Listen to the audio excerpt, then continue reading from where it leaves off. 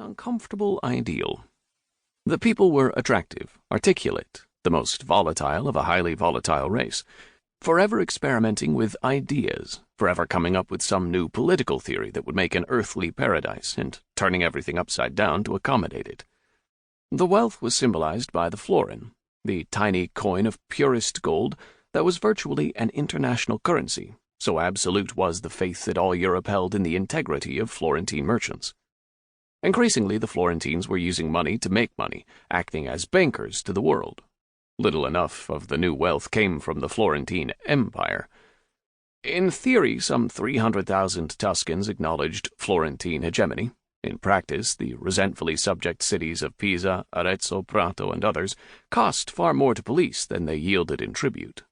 And their possession, too, troubled the more thoughtful Florentines, for such subjugation clashed with that disturbing, uncomfortable but ineradicable Florentine ideal, that each man had the right to order his own life within the rule of law. Already there was a prince, a ruler in fact, if not in law, but the Medici rode with a very gentle touch, partly through prudence, but partly too because they were also Florentines, and liberty was therefore something a little more than a political catchword. At the other end of Italy, 18 days' journey from Florence, Naples lay in another world. Italian was spoken here, but an Italian of such inflection and with so curious a vocabulary that it was scarcely less alien than other European languages to the Italians of the north, even as the habits and customs of the Neapolitans were foreign to their fellow countrymen. Like the people who thronged its dark, tunnel-like streets, the physical heart of the city was an amalgam of many races: Greek, Roman, Lombard, Saracen, Norman, Angevin, Aragonese. Each had had a hand in shaping the granite and the basalt and the marble that made of it the largest city in Western Europe, and each race supplanted the preceding one by conquest, imposing upon this city of nearly 1 million people a wholly alien dynasty, so that over the centuries the gap between the native population and the foreign overlords grew ever wider. In consequence, the city lacked any sense of unified identity. It was unlike the cities of the north, where every citizen was aware of belonging to a single body, no matter how bitter and fratricidal the struggle for power. In Naples there was no upward social movement to revivify the stale upper strata, for there was no means of crossing that gulf between the vast mass of Neapolitans and a more or less powerful, more or less sympathetic, but always foreign ruling dynasty.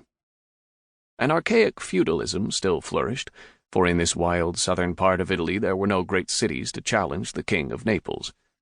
As long as that king was powerful, the pyramidal structure of feudalism bound together the manifold aspects of the south. Of the scores of kings which Italy had known since the fall of the Roman Empire, the king of Naples alone survived as both a power and an idea, and for all Italians the huge tract of land stretching almost from Rome to the southernmost shores of Italy was known simply as il regno, the kingdom. The fifth power was Rome. Rome in the middle of the 15th century was a city awakening from a long nightmare. For nearly a century there had been no effective government, for at first the popes had been absent, then they were too deeply embroiled in the schism to worry about anything except personal survival. As a result, Rome had fallen apart both socially and physically. The city, which had sheltered up to 1 million people during the days of Augustus, had shrunk to perhaps 25,000 in the 1370s. The great walls remained to mark the extent of its former grandeur, but within them the tiny population pursued a life in what resembled a rural slum.